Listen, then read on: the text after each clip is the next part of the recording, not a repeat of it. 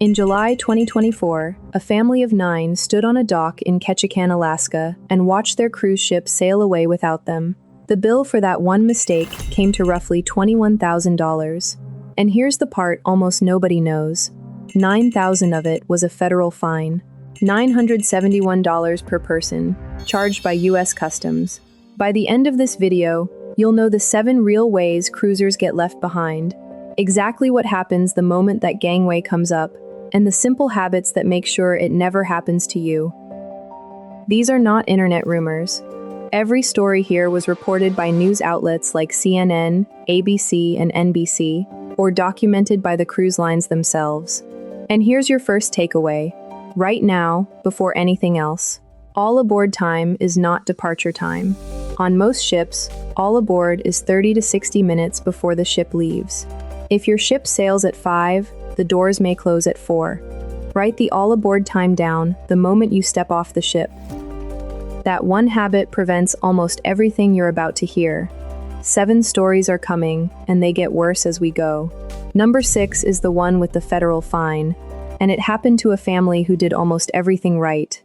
And stay for number 7, because it answers the question every cruiser wonders about. What does the crew actually do with your passport, your medication, and your luggage when the ship sails without you? The answer surprises most people. Story number 1 is the quietest trap on this list, the phone clock. Here's the problem. Some cruise lines keep the ship's clocks on home port time for the whole trip. Carnival and Royal Caribbean usually do this. Norwegian usually changes the ship's clocks to match each port. Your phone, meanwhile, does whatever the nearest cell tower tells it to do. So you can walk around a port genuinely believing you have an extra hour, when you don't. One Reddit user described exactly this on a Carnival sailing. Their phone quietly switched off ship time, they lost track of the real schedule, and they only realized when the app locked them out. They got lucky. It happened on the ship, and it only cost them a dinner reservation. In port, that same mistake costs you the ship. The fix is free and takes 10 seconds. Ask the crew at the gangway, is the ship staying on ship time in this port? Then set a watch, or set a manual alarm that doesn't depend on cell towers. This matters even more in the Caribbean, where many islands skip daylight saving time, so the gap between your phone and the ship can be a full hour. And if a clock can do that, wait until you hear what a few shopping bags did. In February 2019, a honeymooning couple strolled back to the pier in Nassau carrying shopping bags, and found empty water where Symphony of the Seas used to be. The video went viral. You can hear them shouting at a ship that is already pulling away. Here's what actually went wrong, and it's sneakier than it looks. On every earlier port day, their ship had left around 5:30. On the last port day, it left earlier. The wife later admitted they'd checked the schedule every single day of the cruise, except that one. They relaxed exactly once, on the one day the time changed. That's the lesson experienced cruisers know cold. Departure times are not the same in every port. The last stop before home is often the early one, because the ship needs speed to make its arrival slot. Never assume today's all-aboard matches yesterday's. Check it fresh, every port, every time. Their passports, by the way, were still on the ship. Hold that thought, it comes back in number 7, but at least they were at the right pier. The next cruiser wasn't even in the right city. In January 2026, a cruiser posted that they had driven to Port Everglades in Fort Lauderdale, walked up ready to board Utopia of the Seas, and discovered their ship was leaving from Port Canaveral, 3 hours away, by car. They missed the sailing completely, and the line would not clear them to join the ship in Nassau. Florida is a minefield for this. Miami, Port Everglades, and Port Canaveral are 3 different ports serving the same ships and the same brands. Galveston and Houston can cause the same confusion in Texas. So here's the smart cruiser habit. The night before you travel, open your cruise documents, not your memory, the actual documents, and read the port name and terminal number out loud to whoever's driving.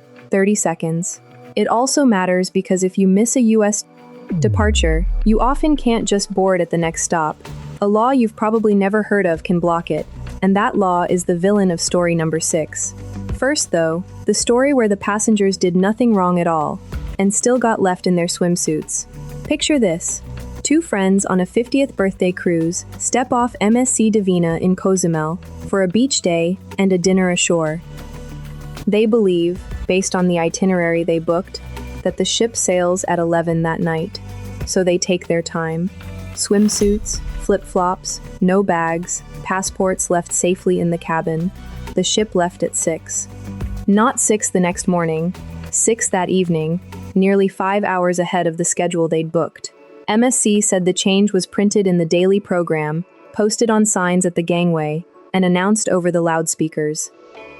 The two women said they never got the message, and both of those things can be true at the same time, because here's what this story really teaches. The itinerary you booked months ago is a suggestion. The daily program delivered to your cabin each night is the contract. Weather, tides, port congestion, departure times move, and the ship's only duty is to tell you on board. So every port morning, before you walk down that gangway, read the daily program and take a photo of the front page with your phone. All aboard time, ship's agent phone number, everything, in your pocket, for free. They were stranded in swimwear with no passports, which raises the question number 7 answers. But first, the most famous stranding in modern cruising. March 2024, Norwegian Dawn, off the tiny African island of São Tomé. 8 passengers, 6 Americans, 2 Australians, book a private island tour. Not through the ship. Independent. The tour runs more than an hour past the 3 p.m. all aboard. They reach the water and watch their ship sit there, at anchor, close enough to see, and it will not send the tender back for them. What followed was a 15-hour scramble across 6 countries trying to catch up to their own vacation, with the stranded group pooling one credit card for hotels and food. Thousands of dollars. And when they finally reached the next scheduled stop, the ship couldn't even dock there because of low tides. Now, here's the insider distinction that separates experienced cruisers from everyone else. If your excursion is booked through the cruise line and it runs late, the ship waits, or the line gets you to the next port at ITS expense. That guarantee is real, it's in writing, and it's baked into the excursion price you're already paying. Book independently, and that protection vanishes. Independent tours are often cheaper and sometimes better, but on a tight schedule, a tender port, or a remote island, that guarantee is the product. You're not paying more for the ship's tour, you're paying for the ship's promise to wait. So the ship's own excursion keeps you safe, right? Almost always. Which is what makes the next story the most unfair, and the most expensive, on this list. Back to Ketchikan, and the family of 9 from the Hook.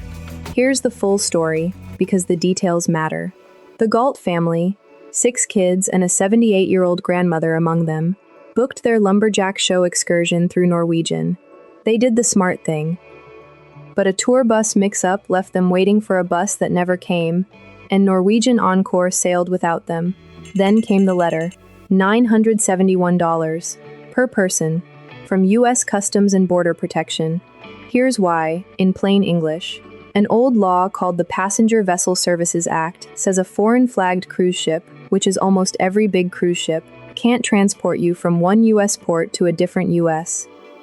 port without a foreign stop in between. Miss the ship mid-Alaska, and your itinerary breaks that rule. The fine, as of 2025, is $971 a head, and it lands on you. For 9 people, nearly $9,000, before flights, hotels, or a single meal. Their total hit was reported around $21,000. The good news, because they'd booked the ship's excursion, they had leverage. Norwegian eventually reimbursed their costs, refunded the fine, and added a partial refund plus a future cruise credit. That's the quiet power of the ship-booked tour. Even when it fails, the paper trail pays you back. Miss the ship on your own, and there is no reimbursement. There's just the bill. One question left, the one every cruiser secretly wonders about. Here's the payoff on that second promise, and it explains the strangest habit smart cruisers have. When the ship confirms you've been left behind, crew members reportedly go to your cabin, collect your passport, and often your medication, and hand them to the ship's local port agent, a person on shore whose name and number are printed in that daily program you photographed back in Story 4. Your luggage stays in your cabin, Rejoin at the next port, and it's waiting for you. Don't, and the line ships it home, at your cost. But notice the word reportedly. No cruise line puts that passport handoff in writing, and it is not guaranteed, which is exactly why seasoned cruisers carry their actual passport ashore in every foreign port, even when the ship says a key card is enough. Because here's the trap for anyone cruising on just a birth certificate. That's perfectly legal for boarding a round-trip US cruise, but you cannot fly home from a foreign country without a passport. Get stranded in Mexico with a birth certificate and you're not booking a flight. You're stuck, waiting on an emergency travel document from a consulate. The passport in your pocket costs you nothing. It's the cheapest travel insurance you already own. Let's compress all of it into the habits that make you the cruiser who never runs down a pier. Write down the all-aboard time every single port. It changes, and the last port is often the early one. Ask the gangway crew whether the ship stays on ship time, and trust a watch, not your phone. Read the port name on your documents out loud before you drive. Photograph the daily program every morning. The agent's number on it is your lifeline. On tender ports, remote islands, or tight schedules, book the ship's excursion, because you're buying the ship's promise to wait. Be back at the pier an hour before all aboard, not at it. And carry your passport ashore, every foreign port, no exceptions. One last thing, because you've earned the insider footnote, not every viral, missed the ship video is even real. In early 2026, a clip with 27 million views showing women stranded in Nassau turned out to be staged, filmed in multiple takes while their actual ship sat in port. The internet laughs at pier runners. Smart cruisers just quietly make sure it's never them. So here's my question for you. Have you ever had a close call getting back to the ship, and what saved you? Drop it in the comments, because the best warnings on this channel come from cruisers like you. And if this saved you even one sprint down a pier, make sure you're subscribed, because what the cruise lines don't tell you is exactly what we cover here every day.